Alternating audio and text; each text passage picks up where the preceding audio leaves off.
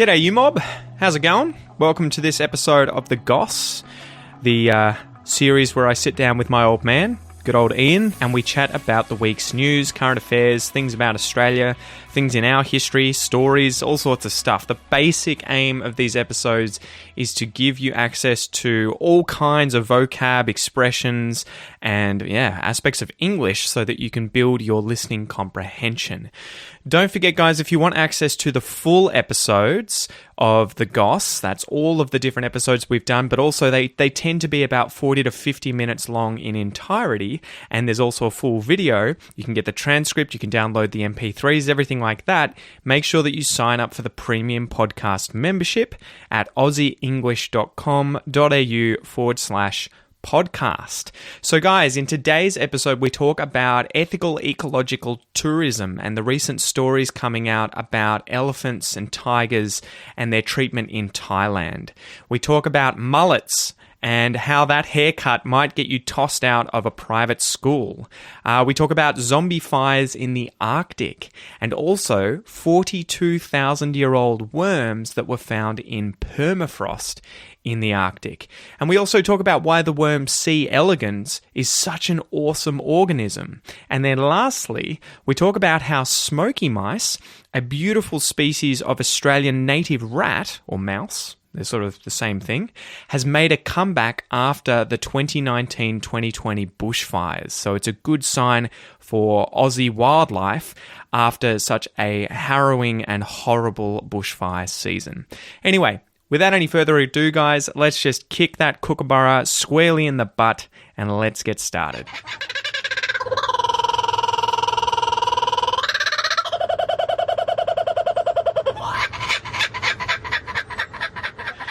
I had some article here about new footage that's been released by the World Animal Protection Organization that shows baby elephants being treated cruelly for tourism trade in Thailand. So the footage released shows baby elephants being wrenched from their mothers and poked with sharp objects and effectively being broken in like horses with pretty torturous kind of practices. And so Ben Pearson from the WAP was saying, elephants are intelligent animals, they're sentient beings, and frankly, their mothers and babies have a bond which is similar to us. We know in the case of one of these elephants, she's had her baby taken 4 times, different babies 4 times, and this has had immense trauma as a result. And then they tie them down and they beat them, and that's the only way that they can sort of get them to take on the tasks that they need them to do as they raise them. So he continues, they're wild animals, they don't want to be in contact with human beings. The only way an elephant would submit to doing something like that, like being ridden or being in a pool of water while a bunch of tourists splash water on them, is if they've gone through this brutal training practice. Fear. Yeah, and what's distressing is the trauma and the cruelty is intentional.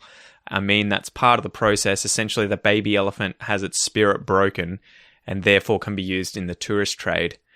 And that the WAP is urging travellers to seek out ethical tourism. So, I mean, this sort of came to my attention a few years ago. When I was doing my master's degree, there were a bunch of people who were, everyone was pretty much an animal lover doing zoology. But I remember one of the guys that I knew went over to Thailand and worked in the tiger temple. And that, I think, in 2014, 2016, it came out so that they had like these monks that take care of tigers in Thailand that, for whatever reason, can't be released back into the wild. They have something like 160 tigers, and in the recent years, 50% of those have died. They charge money from tourists, 600 baht or something, just to enter the temple, and then they have to pay to pat the tigers, to feed them, to have pictures taken with them. The tigers are often drugged, allegedly, and sedated, so that they don't injure the people. Yeah, come and feed them your arm. Yeah. And the National Geographic report alleged monks are operating a for-profit business intentionally. WFFT alleged wildlife trafficking was taking place. In 2014, authorities told how 3 male tigers went missing. They were microchipped by law, but then the vet that resigned from the temple was like, yeah, we removed those. Yeah. And in 2016, the police raided the place and found 40 dead tiger cubs in their kitchen's freezer with other animal body parts. The weird thing about it is that Westerners end up volunteering there or potentially even paying to work there. And so the guy that I knew that went was totally brainwashed into this is really good. It's helping the environment. But I guess my sort of question here talking about these things is multifaceted. What do you think of that sort of behavior, but also what right do we have as tourists to tell other countries how they can treat animals and what they can do in their own countries, and what role do we have at avoiding those kinds of things? Because you would see that in America, if you watch Tiger King, the TV series, effectively the exact same thing is happening in the US. Of course, yeah. So are we hypocrites? Well, yeah, we're hypocrites if we participate in something and then criticise it. Yeah. Unless we are intending that our participation can change whatever is going on. I think there is an element of, and it's ambiguous in that, you can't tell another country what they can do. Well, I'm sorry, yes, you can. That's what wars have been fought over. Yeah.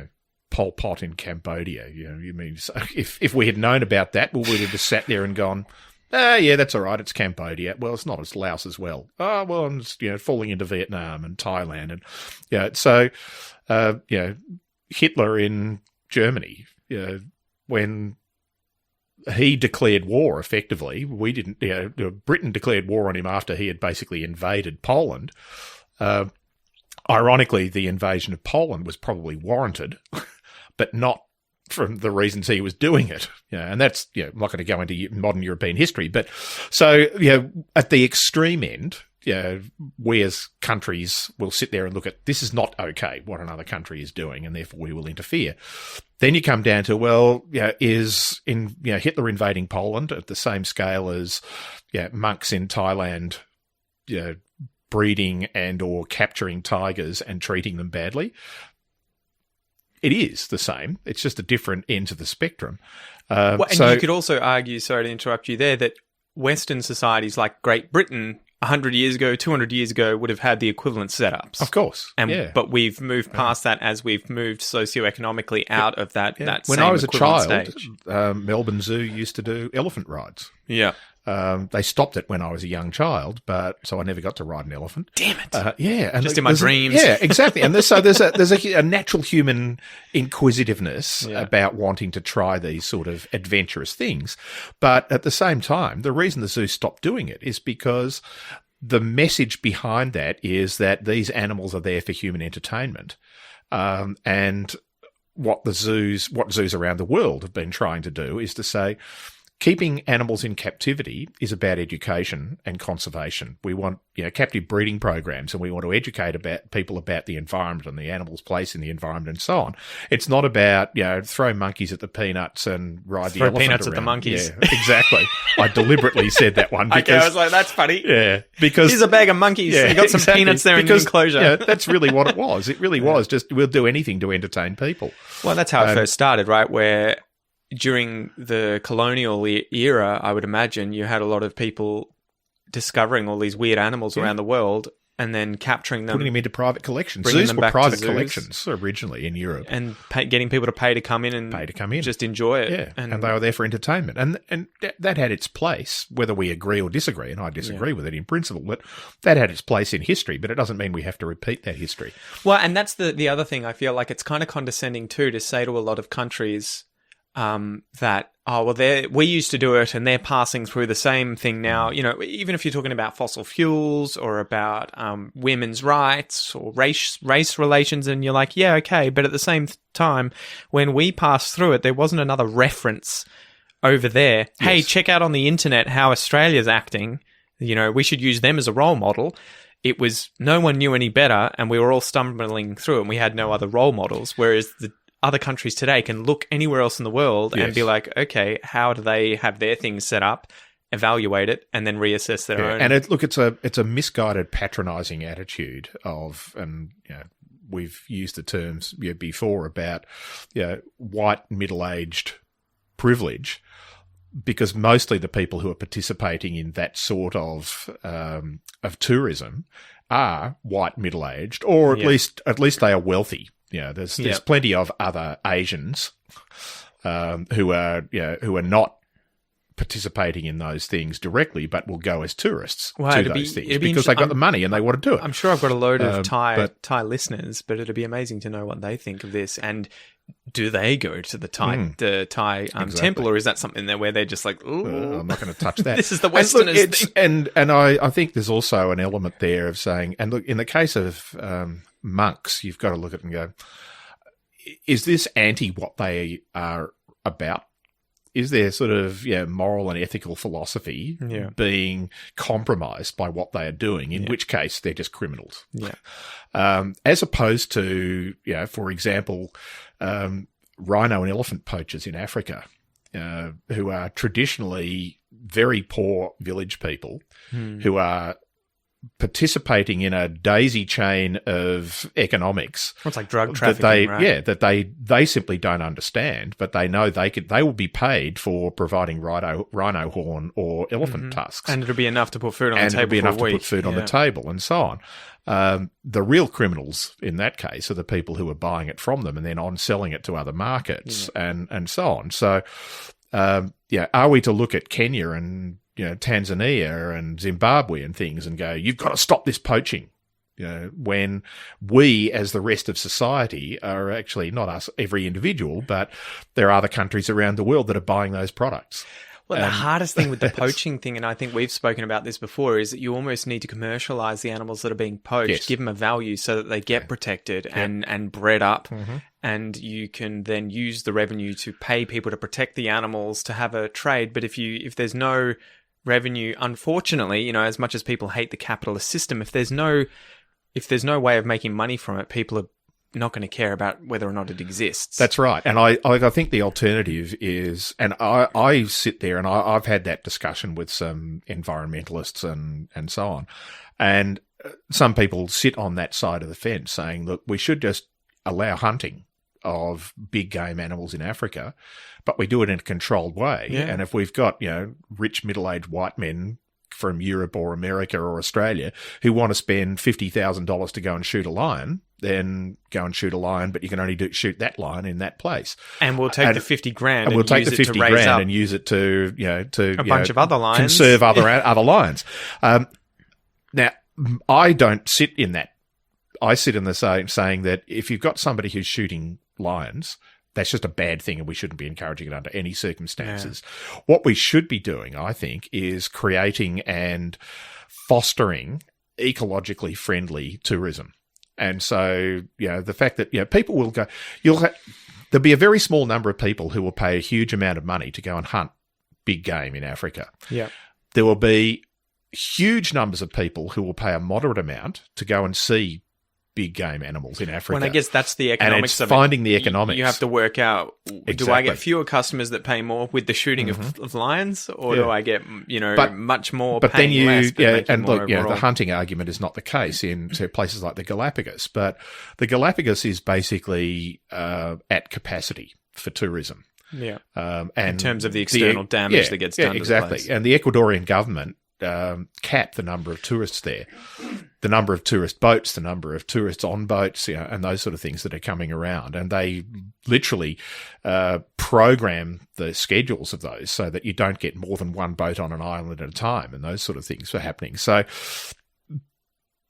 the same sort of thing could happen in places like Asia and Africa, where people are going to, I want to go out and see, I'd love to see tigers in the wild. Fuck that. But from inside of a truck. But in order for me to do that, there needs to be a fair amount of infrastructure created.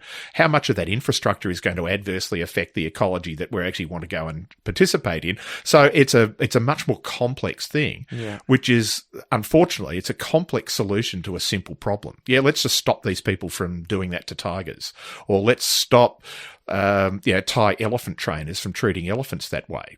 But the fact is that many people in those village lifestyles in that part of Asia have used elephants for hundreds of years as beasts of burden. Well, and that's where I want to say, where is it for us? I mean, we get kind of grossed out when it's a tiger or it's an elephant, but we have no issue with breaking horses in. or with doing the same sort of thing to dogs or other animals. So it is one of those things where it is funny that we have these sacred cows when it comes to certain majestic animals, but then other animals, well, chickens, we'll eat them. Fuck exactly. it. You know, what do we give a shit? Yeah. And yet elephants, it's like, no, Jesus, no. And the whole sort of animal welfare and animal rights movements over the last 50 years have done a lot for, removing, really bad livestock treatment for chickens, for pigs, for those sorts of animals where, they lived in horrendous conditions just to produce food economically.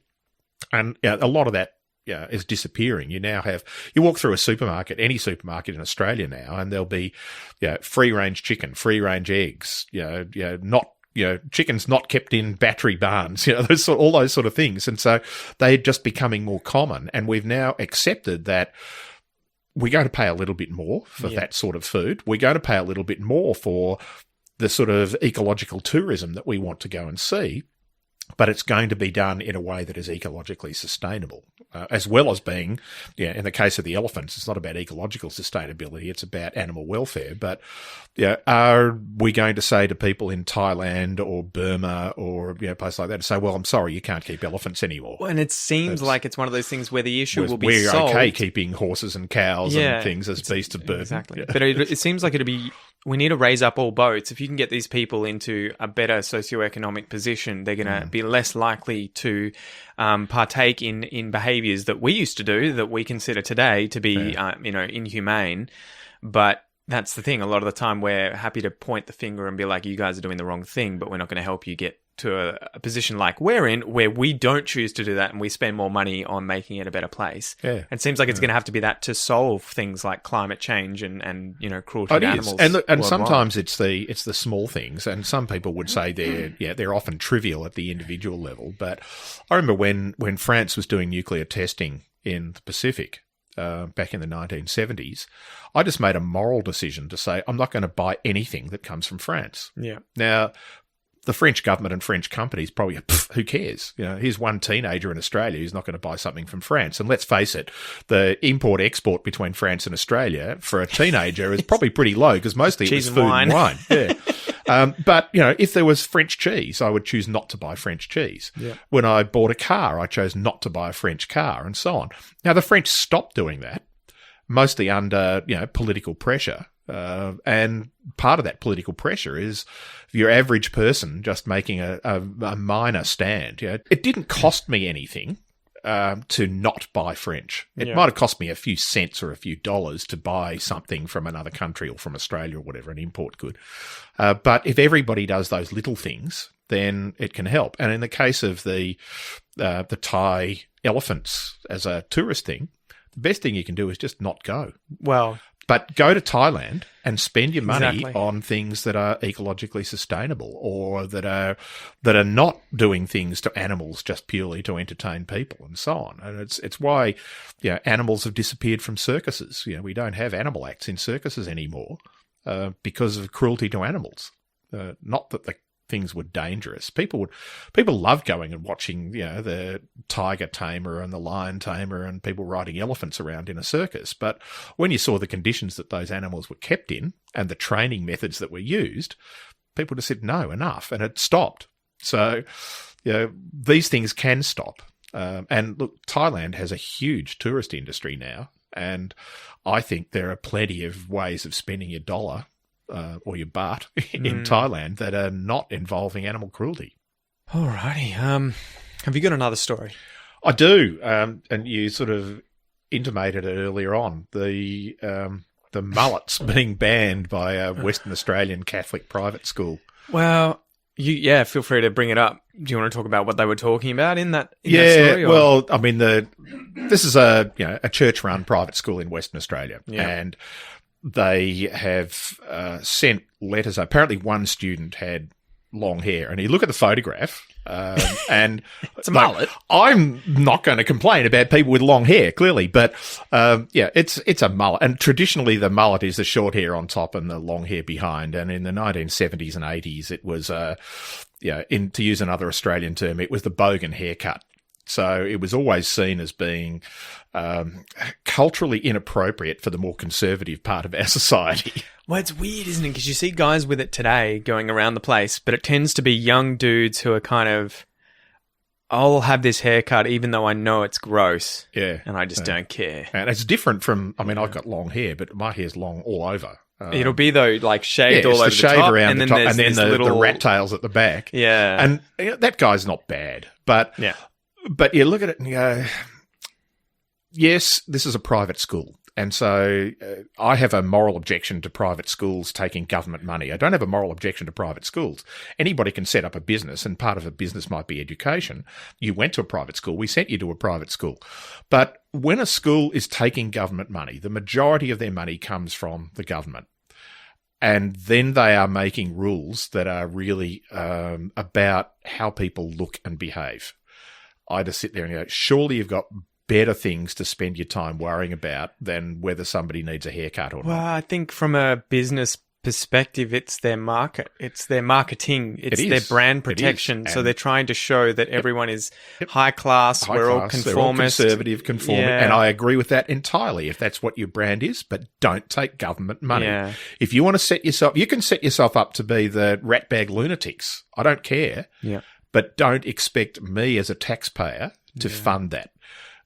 You're a private school. That's what we call them in Australia, private schools. But the majority of their money still comes from government funding. Well, I looked up the rules for Geelong College, the school that I went to, because I remember there being the hair length rules. Hair rules, yeah. So and you dyed your hair over the summer one twice. In fact, I remember doing red and blue. I bleached my hair and then I dyed used it red some and blue. Red and blue dye, but it kind of washed out. Yeah, it washes out in a few weeks. But I I remember you saying that, I might have to get my hair cut to get rid of the blue by the time I go back to school. I think I had to go back.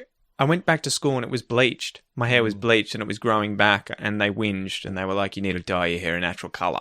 I'm like, but there are plenty of people with bleached color, like blonde hair. Yeah. But it was plenty of girls with blonde hair. Yeah, but it was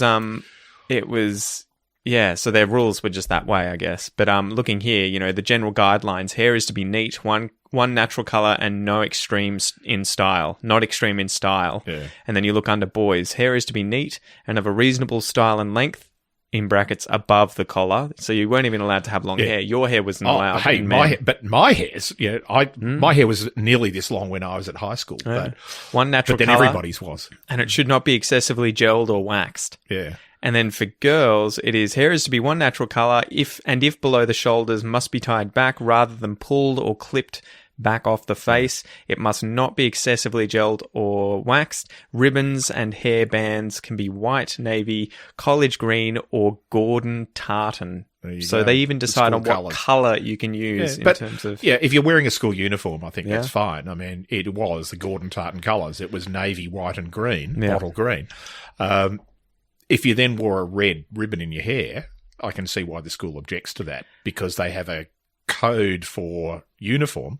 But when you look at it, you go, if I were a girl, my haircut is perfectly reasonable.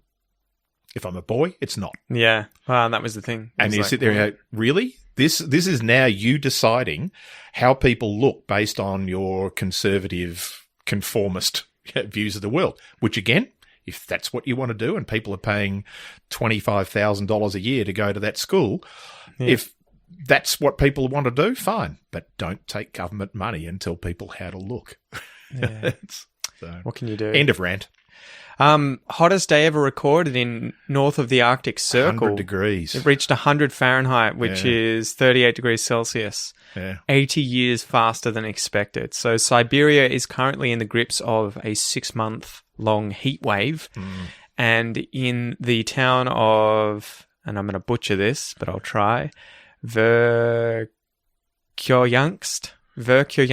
I think I probably butchered that. 67.5 degrees north latitude. It has been 32 degrees Celsius above their normal high temperature. And so, if verified, this is likely the hottest temperature ever recorded in Siberia, and also the hottest temperature ever recorded north of the Arctic Circle, which begins at 66.5 degrees north.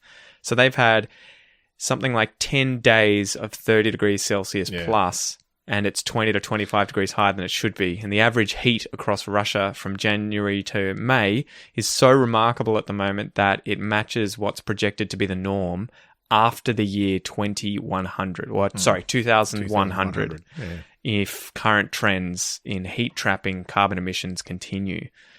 So how crazy is that? Yeah, it's bizarre, and the ecological effects of that are huge. Yeah. When you've got ecologies, habitats there that are in permafrost. G'day, mate. That was the first half of this episode of The Goss. If you would like to continue watching or continue listening to this episode, make sure that you sign up for the premium podcast or academy memberships at aussieenglish.com.au, where you will get full access to these entire episodes of this series and much, much more. You can go check that out using the links below, or just go to aussieenglish.com.au. Once again, thank you so much for joining me, mate, and I will see you next time. Peace.